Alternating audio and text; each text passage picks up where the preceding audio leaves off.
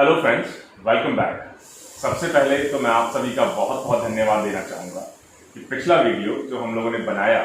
नक्सलिज्म के इशू पे आप लोगों ने बहुत पसंद किया और आपका वैल्यूएबल फीडबैक आपने कमेंट सेक्शन के थ्रू हम तक पहुँचाया। इससे पहले हम आज के टॉपिक की शुरुआत करें, सबसे पहले मैं आप सभी से रिक्वेस्ट करूँगा, निवेदन करूँगा कि आप सभी कोरोना की महामारी को देखते हुए कोरोना अप्रोप्रिएट बिहेवियर को अपनाएं। सभी लोग मास्क पहने और 28 अप्रैल से जो वेबसाइट खुल रही है 18 से 35 साल की उम्र के लोगों के लिए कोरोना की वेबसाइट पे अपना रजिस्ट्रेशन करवाकर अपने वैक्सीनेशन के लिए स्लॉट बुक करें। इस मौके का आप सभी ज़्यादा से ज़्यादा फायदा उठाएं, क्योंकि इस महामारी का जो सबसे अच्छा विकल्प हमारे पास है वो यही है कि ज़्यादा से ज़्यादा हमारी पॉपुलेशन को हम लोग टाइमली वैक्सीनेट कर पाए। आइए दोस्तों, इसी के साथ हम आज के टॉपिक के बारे में आपको थोड़ा सा बताते हैं। इस बार का जो टॉपिक है जो है uniform civil code. Uniform civil code या समान नागरिक संहिता, ये ऐसा टॉपिक रहा है जो हमेशा किसी ना किसी कारण से न्यूज में बना रहता है और इस टॉपिक को लेकर लोगों के मन में अलग अलग भ्रांतियां भी हैं। काफी सेंसिटिव इशू है और ये ऐसा इशू है जिसके बारे में हो सकता है काफी लोगों को इसके बारे में डिटेल्ड इंफॉर्मेशन ना हो। तो हमें लगा क्यों ना एक शॉर्ट वीडियो के माध्यम से आपके सामने सबसे पहले ये बताया जाए कि ये हाल ही में न्यूज में क्यों रहा, उसके बाद इसका हिस्टोरिकल बैकग्राउंड या ऐतिहासिक पृष्ठभूमि क्या रही, साथ ही साथ इसकी जो हिस्टोरिकल डिबेट रही है आजादी के समय से अब तक, उसमें किस हमारे लीडर ने क्या कंट्रीब्यूशन या क्या विचार रहे, और लास्ट में कि इंडिया के लिए ये कितना प्रैक्टिकल है, होना चाहिए, नहीं होना चाहिए, होना चाहिए तो किस तरह की रुकावटें आ सकती हैं और क्या क्या ऐसी फ्लेक्सिबिलिटी हमको अपने सॉल्यूशन में देनी पड़ेगी ताकि जो भारत की विविधता है, डाइवर्सिटी है, उसका हम पूरी तरीके से रिस्पेक्ट कर सकें। तो आइए दोस्तों, सबसे पहले हम समझते हैं कि हाल ही में यूनिफॉर्म सिविल कोड या समान नागरिक संहिता न्यूज में क्यों बनी रही। 27 मार्च को chief justice of India Shri S A Bobde ने एक्चुअली गोवा का जो यूनिफॉर्म सिविल कोड है जो काफी समय पहले से पूरे गोवा के स्टेट में, यूनियन टेरिटरी में लागू है, उसकी बहुत तारीफ की। इनफैक्ट सीजेआई या चीफ जस्टिस ऑफ इंडिया ने यह तक कहा कि जो लोग यूनिफॉर्म सिविल कोड के बारे में बात करना चाहते हैं, चाहे वो एकेडमिशियंस हों, चाहे वो इंटेलेक्चुअल्स हों, चाहे वो कॉमन सिटीजनरी हो, चाहे वो रिलीजियस ग्रुप्स हों या रिलीजियस लीडर्स हों, सभी लोग एक बार गोवा ने जो यूनिफॉर्म सिविल कोड अपने स्टेट में बहुत इफेक्टिवली,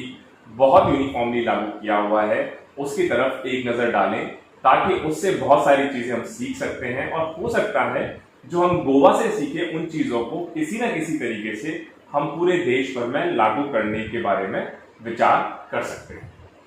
इससे पहले कि हम यूनिफॉर्म सिविल कोड की डिटेल्स में जाएं, सबसे पहले हम देखते हैं कि ऐसे कौन से कॉन्स्टिट्यूशनल प्रोविजंस हैं। अगर आप संविधान देखें, आप कॉन्स्टिट्यूशन देखें, तो यूनिफॉर्म सिविल कोड की उत्पत्ति या उसका मेंशन आप देखें तो सेक्शन 44 जो हमारे संविधान का, हमारे कॉन्स्टिट्यूशन का है, उसमें स्पष्ट तौर पर कहा गया है कि स्टेट, इसका मतलब कि सेंट्रल गवर्नमेंट और स्टेट्स दोनों मिलकर इसका प्रयास करें कि पूरे देश में समय के साथ यूनिफॉर्म सिविल कोड, समान नागरिक संहिता लागू की जाए।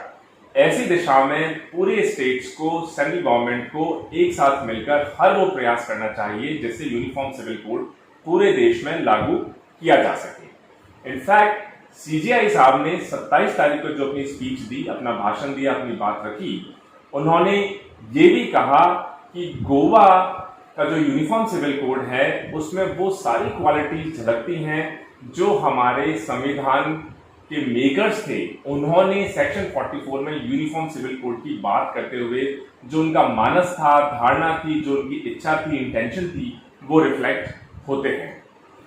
और सीजेआई साहब ने यह भी कहा कि जब वो हाईकोर्ट गोवा के अंदर कार्यरत थे उस वक्त उन्होंने गोवा के जो सिविल कोड है उसको एडमिनिस्टर करने का भी उनके साथ प्रिविलेज हुआ। ये ऐसा कोड है जो हर चीज में लागू होता है, चाहे वो शादी हो, चाहे वो आपके धार्मिक कार्यक्रम हो, चाहे वो वरासत हो, चाहे वो प्रॉपर्टी से रिलेटेड मामले हो, सभी चीजों में ये कोड सभी लोगों के ऊपर समान रूप से लागू किया जाता है।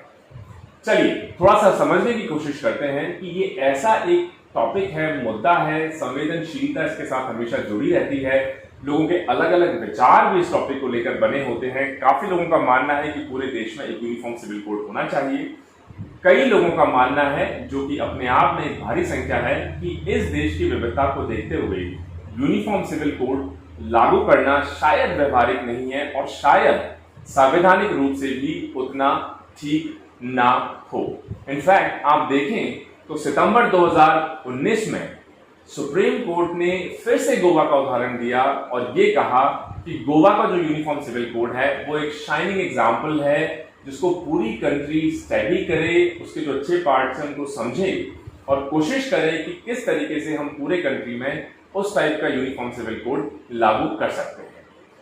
अब आपके दिमाग में यह बात जरूर आ रही होगी कि अगर कॉन्स्टिट्यूशन इतना क्लियर है, सीजीआई साहब भी कह रहे हैं, सुप्रीम कोर्ट भी बार बार इस चीज को रिइटरेट कर रहा है, तो दिक्कत क्या है? दिक्कत है कॉन्स्टिट्यूशन की जो विधि है, उस विधि के विधान में दो महत्वपूर्ण अंग हैं। पहला पार्ट 3 हमारे जो मौलिक अधिकार हैं, फंडामेंटल राइट्स, उनके बारे में बात करता है और दूसरा है हमारा directive principles of state policy, जिनको हम डीपीएसपी भी बोलते हैं, जो कि सेक्शन 4 में है, जो कि हमारे संविधान निर्माताओं द्वारा स्टेट गवर्नमेंट और सेंट्रल गवर्नमेंट को एक डायरेक्शन के रूप में उस वक्त सुझाए गए थे। बीच में अमेंडमेंट्स भी हुए कि एक अच्छी गवर्नेंस के लिए, देश को सुचारू रूप से चलाने के लिए वो कौन कौन सी चीजें हैं जो शायद हम एक अधिकार के रूप में लोगों को ना दे पाए, लेकिन स्टेट और सेंटर को वक्त के साथ उस दिशा में काम करना होगा, काम करना चाहिए, ताकि जब अप्रोप्रिएट टाइम आए तो उन चीजों को हम पूरे देश में लागू कर सकें, देशवासियों को वो चीजें हम दे सकें। और बहुत बार ऐसा होता है कि सेक्शन 3 जो कि फंडामेंटल राइट्स हैं, सेक्शन 4 जो कि डीएसपीज हैं या डायरेक्टिव प्रिंसिपल्स हैं, इनमें समन्वय बनाना कई बार बड़ा कठिन हो जाता है। आप एक तरफ तो मौलिक अधिकारों का आप हनन नहीं कर सकते, उनका वॉयलेशन नहीं कर सकते, क्योंकि वो सुप्रीम है और सुप्रीम कोर्ट, हाई कोर्ट्स उनको प्रोटेक्ट करते हैं। साथ ही साथ ऐसे कई डायरेक्शंस हैं, जैसे यूनिफॉर्म सिविल कोड का सेक्शन 44 में जो वर्णन है, उसमें कहा गया है कि स्टेट्स और सेंटर मिलकर यूनिफॉर्म सिविल कोड को इस देश में लागू करवाने का हर प्रयास करें। तो कहां कैसे इन दोनों अलग अलग विचारों में समन्वय बनाया जा सकता है, कहां तक ये पॉसिबल है, क्या अड़चने आ सकती हैं, इसके बारे में भी हम अगली कुछ स्लाइड्स में आपके माध्यम तक वो सारी सूचना पहुंचाने का प्रयास करेंगे। तो आइए इससे पहले हम इस डिटेल में जाएं कि ये क्या लागू किया जा सकता है या नहीं किया जा सकता है। सबसे पहले तो हम इस बात को समझ लें कि यूनिफॉर्म सिविल कोड आखिर है क्या। यूनिफॉर्म सिविल कोड एक ऐसा कानून, एक सिंगल ऐसा कानून होगा जो कि सभी धर्मों पर, सभी जातियों पर, सभी लोगों पर, सभी कम्युनिटीज में जितने भी पर्सनल मैटर्स हैं, चाहे वो मैरिज का हो, शादी का हो, चाहे वो डिवोर्स का हो, तलाक का हो, इनहेरिटेंस का हो, मतलब कि वरासत का हो कि आपको अपनी प्रॉपर्टी अपने पूर्वजों से, अपने बुजुर्गों से कैसे मिलती है, या अडॉप्शन का हो, अगर आप किसी को गोद देना चाह रहे हो। ऐसे जो पर्सनल लाइफ के मैटर हैं, ये मैटर्स किन रूल से गवर्न होंगे, ये डिसाइड करेगा यूनिफॉर्म सिविल कोड। और जैसा मैंने कहा कि सेक्शन 44 संविधान में स्पष्ट लिखा हुआ है कि सेंटर और स्टेट्स मिलकर इस सेक्शन 44 को लागू करवाने का, यूनिफॉर्म सिविल कोड को लागू करवाने के लिए हमेशा प्रयासरत रहेंगे। तो फिर से वही बात आ जाती है कि अगर सेक्शन 44 दिया हुआ है तो क्यों ना सरकार एक कानून बनाकर या कोर्ट्स इसको सेक्शन 44 को पूरे देश में एक जुडिशियल ऑर्डर के थ्रू आदेश देकर इसको लागू करवा दें। तो दोस्तों, पिक्चर इतनी आसान नहीं है, सवाल बेहद ही पेचीदा है, बेहद ही मुश्किल है। और इसका कारण भी आप समझ लें कि जो डीएसपीज हैं, डीएसपीज मतलब कि डायरेक्टिव प्रिंसिपल्स हैं, वो सेक्शन 37, सेक्शन 37 से गवर्न होते हैं, जहां स्पष्ट लिखा हुआ है कि जो हमारे फंडामेंटल राइट्स हैं, जो कि हमारे संविधान के सेक्शन 3 में मेंशन है, वो जुडिशियली इन्फोर्सेबल है। इसका मतलब कि courts, particularly high court and supreme court, उनके कस्टोडियन हैं, और अगर किसी भी नागरिक के मौलिक अधिकार का हनन होता है, फंडामेंटल राइट्स वायलेट होते हैं, तो सुप्रीम कोर्ट और हाई कोर्ट का उत्तरदायित्व है कि वो इन फंडामेंटल राइट्स को प्रोटेक्ट करें। लेकिन जो डीएसपीज हैं जो कि सेक्शन 4 में दिए हुए हैं वो सेक्शन 37 से गवर्न होते हैं और सेक्शन 37 में लिखा है कि ये जो डीएसपीज हैं ये लीगली एनफोर्सेबल नहीं है। इसका मतलब कोर्ट गवर्नमेंट को नज कर सकते हैं, डायरेक्शन दे सकते हैं, लेकिन जुडिशियल ऑर्डर के थ्रू इनको कोर्ट्स एनफोर्स नहीं करवा सकते, क्योंकि ये सिर्फ एक मार्गदर्शन संबंधी फंडामेंटल स्ट्रक्चर बनाया गया है कॉन्स्टिट्यूशनल प्रोविजंस में, जिसमें सरकार इन चीजों की तरफ देखे और प्रयास करे कि जब अच्छा माहौल हो, मौका हो, सभी लोग उस बात को मानने के लिए तैयार हो, देश के लिए जरूरी हो, तब उस दिशा में कार्य कर कर उनको लागू करवाया जाए। तो दोस्तों एक बार फिर से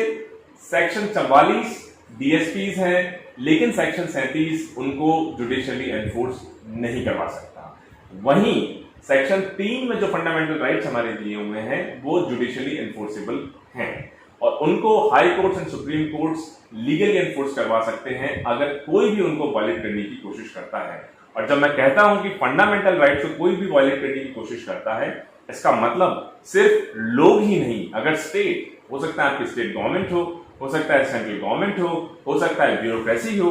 कोई भी अगर उनको वायलेट करने की, उनका हनन करने की कोशिश करेगा तो इमीडिएटली आप हाई कोर्ट या सुप्रीम कोर्ट को अप्रोच करके अपने फंडामेंटल राइट्स के प्रोटेक्शन के लिए जुडिशियल रेमेडी सीक कर सकते हैं।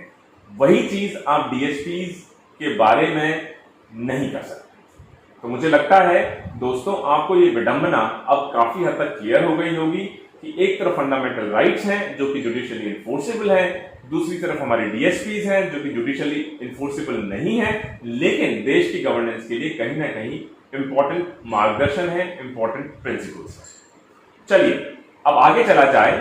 कि ऐसे कौन से जुडिशियल जजमेंट्स रहे सुप्रीम कोर्ट के जिन्होंने फंडामेंटल राइट्स और डीएसपीज के बीच में एक बैलेंस बनाने की कोशिश की। तो जो सबसे पहला जुडिशियल जजमेंट सुप्रीम कोर्ट का लैंडमार्क जजमेंट है 1980 का, और मुझे लगता है जो लोगों ने यूपीएससी की तैयारी की होगी उन्होंने मिनर्वा मिल्स केस 1980 का नाम जरूर सुना होगा। इसी केस में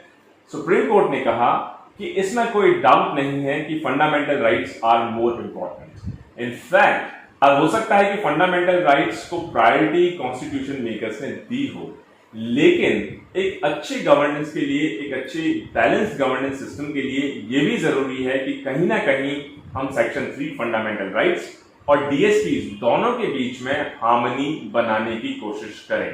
इनफैक्ट जो आर्टिकल 31C अगर आप देखें, जो कि 42nd constitution amendment 1976, article 31C जो कि 42वें संवैधानिक अमेंडमेंट के थ्रू 1976 में इंसर्ट किया गया, उसमें यह तक कहा गया और कोर्ट ने भी इस चीज को माना कि अगर आप कोई नियम ऐसा बनाते हैं जो कि डायरेक्टिव प्रिंसिपल्स को लागू करवाने के लिए आपने बनाया हो और उस नियम को बनाने में या उस नियम के इन्फोर्समेंट से जो आपके फंडामेंटल राइट्स हैं, आर्टिकल 14 राइट टू इक्वालिटी, समानता का अधिकार, आर्टिकल 19, इन दोनों का अगर वायलेशन भी होता है ऐसे लॉ बनाने में, तो उसको फंडामेंटल राइट्स का वायलेशन नहीं कहा जाएगा और ऐसे कानून को मूर्त रूप देने में किसी तरह की लीगल वैधानिक अड़चन नहीं आएगी। तो दोस्तों इससे पहले हम और डीप में जाएं इस पर्टिकुलर टॉपिक में, सबसे पहले मुझे लगता है आप भी जानना चाहेंगे कि ये सारे तो कॉन्स्टिट्यूशनल प्रोविजंस हो गए,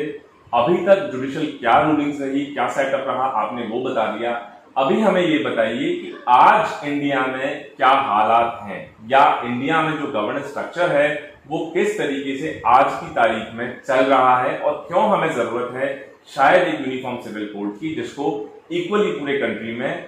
अप्लाई किया जा सके। तो अगर आप आज की हालत देखें तो आज जितने भी सिविल मैटर्स हैं, चाहे वो आपका कॉन्ट्रैक्ट हो, चाहे वो सीआरपीसी हो, सेल्स ऑफ गुड्स हो, ट्रांसफर ऑफ प्रॉपर्टी एक्ट हो, पार्टनरशिप एक्ट हो, एविडेंस एक्ट हो, ये सारे के सारे ऐसे एक्ट हैं जो अलग अलग चीजों को गवर्न करते हैं। इनफैक्ट आपका इनहेरिटेंस एक्ट आप देख लीजिए, आपका सक्सेशन एक्ट आप देख लीजिए, अलग अलग रिलीजन के लिए अलग अलग लॉज और कानून और नियम हैं। उन्हीं से उनकी बहुत सारी चीजें, चाहे वो शादी हो, चाहे वो वरासत हो, चाहे वो प्रॉपर्टी हो, बहुत सारी चीजें हैं और उनमें भी कई सारे सैकड़ों अमेंडमेंट्स टाइम के साथ आते रहे हैं, उनसे गवर्न होते हैं। तो ये जुडिशियल कॉम्प्लेक्सिटी भी सबके लिए क्रिएट करता है और उस कारण एक कंफ्यूजन भी कंट्री में रहता है कि एक ही सिचुएशन के लिए वो तलाक का रीजन भी हो सकता है, तलाक एक इवेंट हो सकता है उसमें, या एक केस इन पॉइंट हो सकता है, वो शादी हो सकता है। एक ही चीज के लिए अगर वो हिंदू है तो अलग नियम, मुस्लिम है तो अलग नियम, क्रिश्चियन है तो हो सकता है अलग नियम। इनफैक्ट अगर आप एक पढ़े लिखे माइंड, एक evolve mind, progressive mind set के हैं तो शायद कहीं ना कहीं क्वेश्चन आपके दिमाग में आ सकता है कि शादी तो सभी लोग करते हैं तो क्यों ना एक जैसा ही नियम। तलाक अगर होना होता है तो क्या फर्क पड़ता है कि आप हिंदू हैं या मुस्लिम हैं या क्रिश्चियन हैं, क्यों ना एक ही नियम उसके लिए बन जाए। इसी तरीके से आपकी जो प्रॉपर्टी एक्ट है, ट्रांसफर एक्ट है, सक्सेशन एक्ट है, क्यों ना इस भेदभाव को मिटा दिया जाए कि आपका धर्म कौन सा है और सभी के लिए सेम रूल, सेम लॉज और सेम प्रक्रिया सभी के लिए इक्वली एप्लीकेबल कर दी जाए। तो आप देखेंगे अभी अलग अलग नियम है। इनफैक्ट जो 2019 का मोटर व्हीकल्स एक्ट आया, कई स्टेट्स ने तो उसको भी मानने से इनकार किया, अपना रेजिस्टेंस दर्ज किया कि हमारे स्टेट्स की कंडीशन जो है वो डिफरेंट है, जो सेंटर का यूनिफॉर्म लॉ है शायद हमारे स्टेट पे इतना एप्लीकेबल नहीं होगा। अगर आप देखें कि कॉन्स्टिट्यूशनल सिचुएशन क्या है, कि जो पर्सनल लॉज हैं किसके पास अधिकार है उन लॉज को बनाने का, उन लॉज को अमेंड करने का, उनमें बदलाव लाने का। तो जो भी पर्सनल लॉज हैं, सारे पर्सनल लॉज कॉन्करेंट लिस्ट में है। कॉन्करेंट लिस्ट का मतलब है जिनके ऊपर सेंटर और स्टेट्स दोनों का बराबर से अधिकार है, दोनों मिलकर जब उसमें बदलाव लाएंगे तभी कॉन्करेंट लिस्ट को छेड़ा जा सकता है, उसमें बदलाव लाया जा सकता है। लास्ट ईयर आप बड़े चौंक जाएंगे इस बात को सुनकर कि पिछले साल जो लॉ कमीशन था, लॉ कमीशन ने एक डिटेल स्टडी के बाद यह प्रपोज किया कि भारत जैसे देश जिसमें इतनी ज्यादा विविधता है, जहां जैसे बोलते हैं कि मील मील पर पानी बदल जाता है, स्वाद बदल जाता है, रहन सहन बदल जाता है, खान पान बदल जाता है, ऐसे देश में एक यूनिफॉर्म पर्सनल लॉ लागू करना प्रैक्टिकल शायद हो पाना बड़ा ही मुश्किल है। और अगर आप देखें अलग अलग रिलीजन के, तो जितने भी हिंदूज हैं सभी हिंदू ऐसा नहीं है कि हर स्टेट में एक सिंगल लॉ से गवर्न होते हैं। अभी मैं आपको कुछ लॉज बताऊंगा, कुछ केसेस बताऊंगा जिसमें आप देखेंगे कि सभी हिंदूज भी स्टेट्स के हिसाब से हिंदू होने के बावजूद भी बहुत सारी चीजों में अलग अलग नियम से बंधे हैं। सिमिलरली अगर आप मुस्लिम्स का देख लें, आप क्रिश्चियंस का देख लें, तो उनके लिए भी हर स्टेट में सिंगुलर लॉ नहीं है। मतलब हो सकता है जम्मू एंड कश्मीर में मुस्लिम्स के लिए प्रॉपर्टी का, सक्सेशन का अलग लॉ हो, यूपी में हो सकता है वो लॉ अलग हो, गोवा में जैसा मैंने कहा कि यूनिफॉर्म सिविल कोड टाइप का लॉ ऑलरेडी एग्जिस्ट करता है, वहां पर चाहे आप हिंदू हो, मुस्लिम हो, क्रिश्चियन हो, मेजॉरिटी ऑफ द केसेस में सिमिलर लॉ वहां पर आज की तारीख में एप्लीकेबल है। सिमिलरली आप देखें बड़ा इंटरेस्टिंग केस है जम्मू एंड कश्मीर का, जिसमें 5 अगस्त 2019 जब तक कि जम्मू एंड कश्मीर को यूनियन टेरिटरी में कन्वर्ट नहीं कर दिया गया है, लोकल हिंदू लॉ डिफर करते थे जो कि सेंट्रल हिंदू लॉज हैं उनसे। और इनफैक्ट जो शरिया एक्ट है 1937 का जो शरिया एक्ट है, जो कि मुस्लिम इस्लामिक लॉ है, उनके पर्सनल मैटर्स को गवर्न करता है, वो लॉ जो जम्मू एंड कश्मीर में एप्लीकेबल था, वो लॉ जो बाकी स्टेट्स के अंदर शरिया लॉ 1937 जो एप्लीकेबल था उससे कहीं डिफरेंट था। इनफैक्ट जम्मू एंड कश्मीर में जो पर्सनल मैटर्स के लॉज थे वो हिंदू लॉज से ज्यादा सिमिलर थे बजाय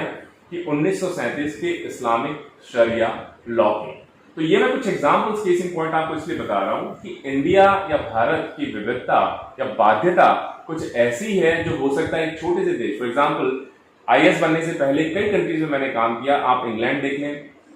आप हॉलैंड देख लें, आप फ्रांस देख लें, आप जर्मनी देख लें, छोटे छोटे से कंट्रीज, इनफैक्ट आप मैक्सिको देख लें, छोटे छोटे से कंट्रीज हैं। इन छोटे छोटे कंट्रीज की अगर आप ज्योग्राफिकल एक्सटेंट देख लें, आप उनकी लैंग्वेज देख लें, आप उनका जियोपॉलिटिकल डाइवर्सिटी देख लें, उनका खान पान देख लें, तो बहुत ज्यादा वेरिएशन आपको देखने को नहीं मिलेगा। तो वहां पर इस तरह के यूनिफॉर्म लॉ को अप्लाई करना शायद इंडिया जैसे देश जो कि विविधताओं से भरा हुआ है, चाहे आप ज्योग्राफिकल एक्सपांस को देख लें, चाहे आप पॉलिटिकल एक्सपांस को देख लें, आप सोशल नॉर्म्स हैं उनको देख लें, आप चाहे सक्सेशन टाइप्स हैं या कल्चरल डाइवर्सिटी है उसको देख लें, इंडिया जैसे विविधता भरे देश में एक यूनिफॉर्म सिविल कोड को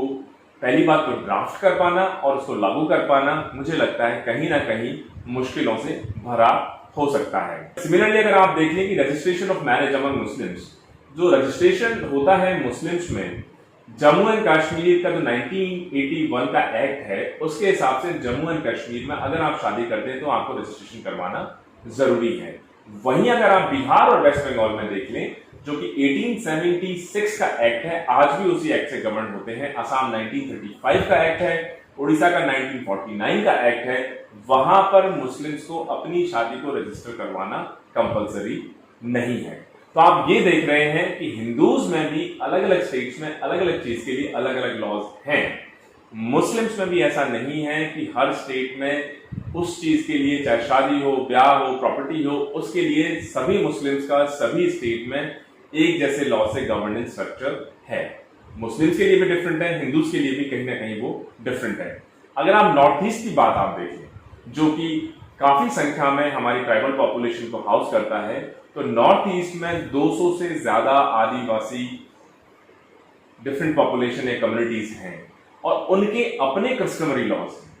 तो हो सकता है वो ऐसे लॉज हों जो कि ना ही हिंदू रीति रिवाजों के नजदीक हों, ना ही मुस्लिम रीति रिवाजों के नजदीक हों, और इस वजह से उनको फोर्स कर पाना एक यूनिफॉर्म सिविल कोड के अंदर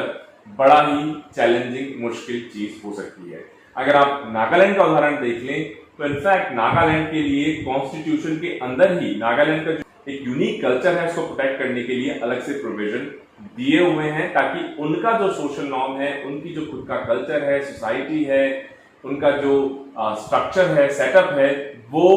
बाहरी व्यक्तियों द्वारा, बाहरी लॉ द्वारा जबरदस्ती करके उसको डिस्टर्ब ना किया जा सके। सिमिलरली मेघालय का आप उदाहरण देख लें, आप मिजोरम का आप उदाहरण देख लें, वहां की जो लोकल कंडीशंस हैं, सोसाइटल नॉर्म्स हैं, उनको प्रोटेक्ट करने के लिए कॉन्स्टिट्यूशन के अंदर ही प्रोविजन दिए हुए हैं, उनको ऑटोनॉमी दी हुई है, उनको उनके सोशल, हायरार्किकल और जितने भी उनके पर्सनल सिस्टम्स हैं उनको प्रोटेक्ट करने के लिए कॉन्स्टिट्यूशनल प्रोटेक्शन ऑलरेडी अवेलेबल है। तो चलिए अब लास्ट में डिबेट को धीरे धीरे रैप अप किया जाए और ये भी समझ लिया जाए कि जब ये डिबेट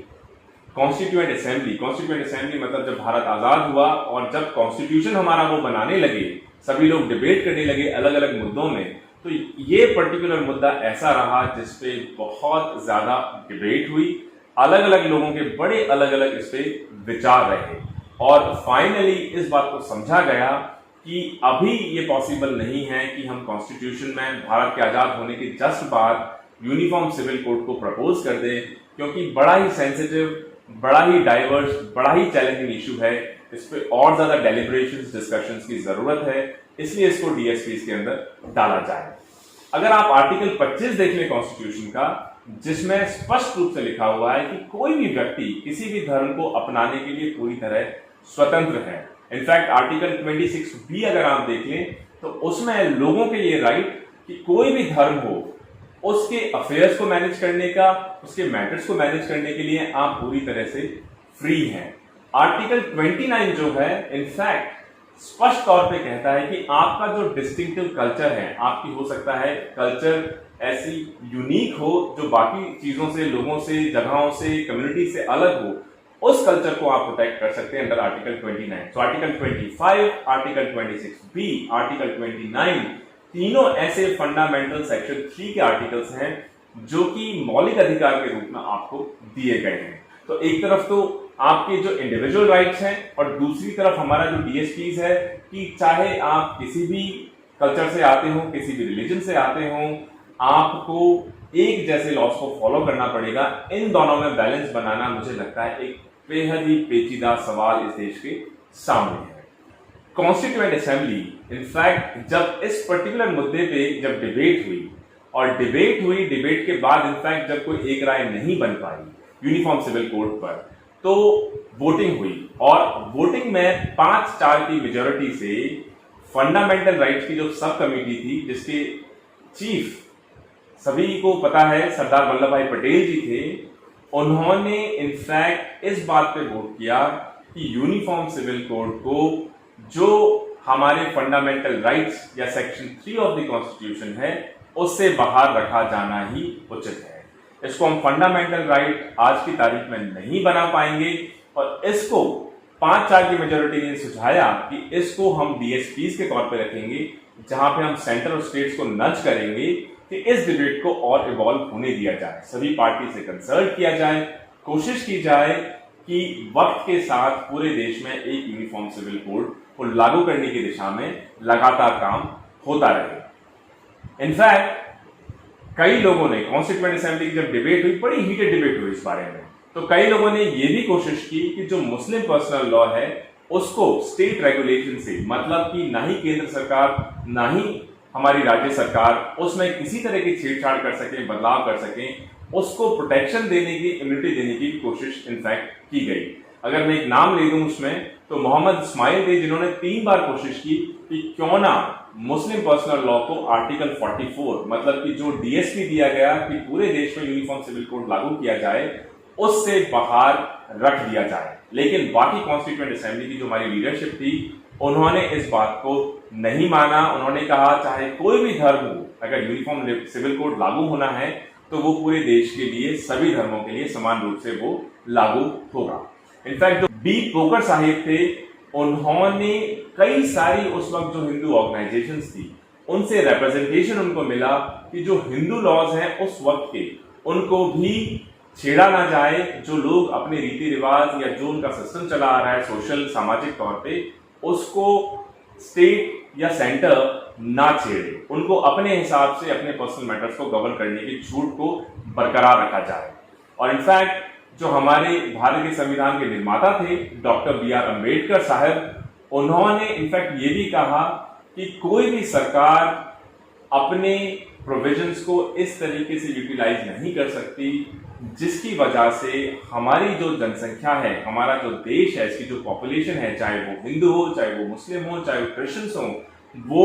विद्रोह करने की अवस्था में आ जाए। उनका कहने का मतलब ये था कि मान लीजिए अगर आप एक यूनिफॉर्म सिविल कोड जबरदस्ती लागू करते हैं नॉर्थ ईस्ट स्टेट्स में, जैसा मैंने कहा कि नॉर्थ ईस्ट में कम से कम 200 ट्राइब्स निवास करते हैं जिनको कॉन्स्टिट्यूशनल प्रोविजन और प्रोटेक्शन है,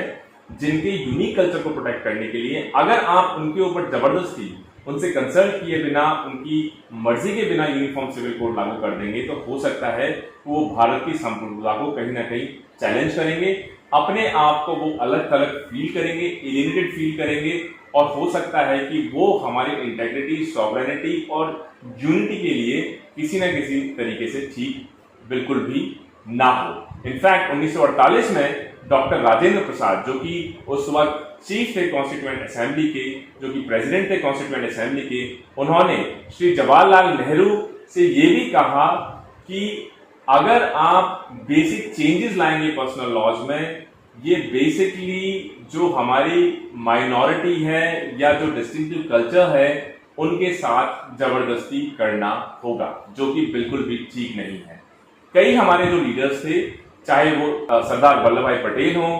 पताबी सीतारमैया हो, एम.ए. अयंगर हो, मदन मोहन मालवीय जी हो, कैलाशनाथ खड़जू जी हो, इन्होंने भी यही बात कही कि जैसे मुस्लिम नहीं चाह रहे हैं अपने पर्सनल लॉज में कोई चेंज लाना, इसी तरीके से जो हिंदूज के डिस्टिंक्टिव कल्चर और सोसाइटल नॉर्म्स हैं उनके साथ भी किसी तरह की जबरदस्ती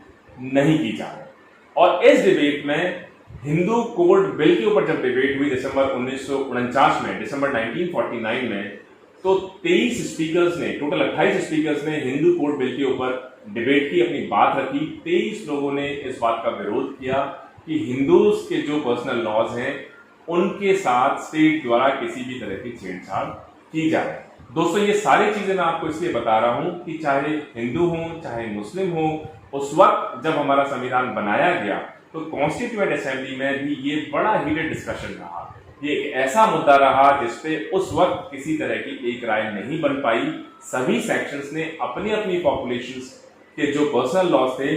यही बात रखी कि उनको किसी तरीके से स्टेट द्वारा टिंकर ना किया जाए, छेड़छाड़ ना की जाए, उनको अपने में वैसा के वैसा बना रहने दिया जाए। इनफैक्ट 15 सितंबर 1951 में प्रेसिडेंट राजेंद्र प्रसाद ने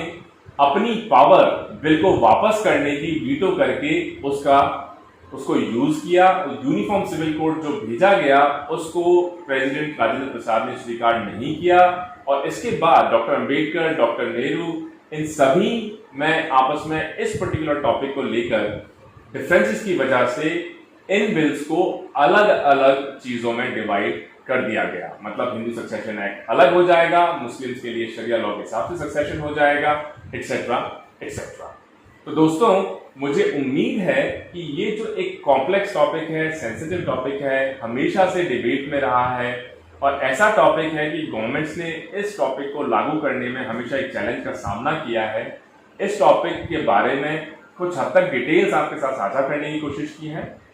उम्मीद है आपको ये डिटेल्स अच्छे से समझ में आई होंगी, आपको ये वीडियो पसंद आया होगा। और इसी के साथ अगर आपका कोई फीडबैक हमारी वीडियो से संबंधित है तो आप उसको कमेंट सेक्शन में हम तक पहुंचाने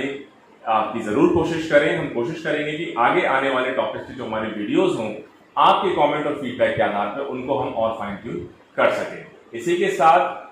आप कोरोना काल में स्वयं को बचाए रखें, अपने परिवार को बचाए रखें। Stay home, stay safe. जय हिंद, जय भारत।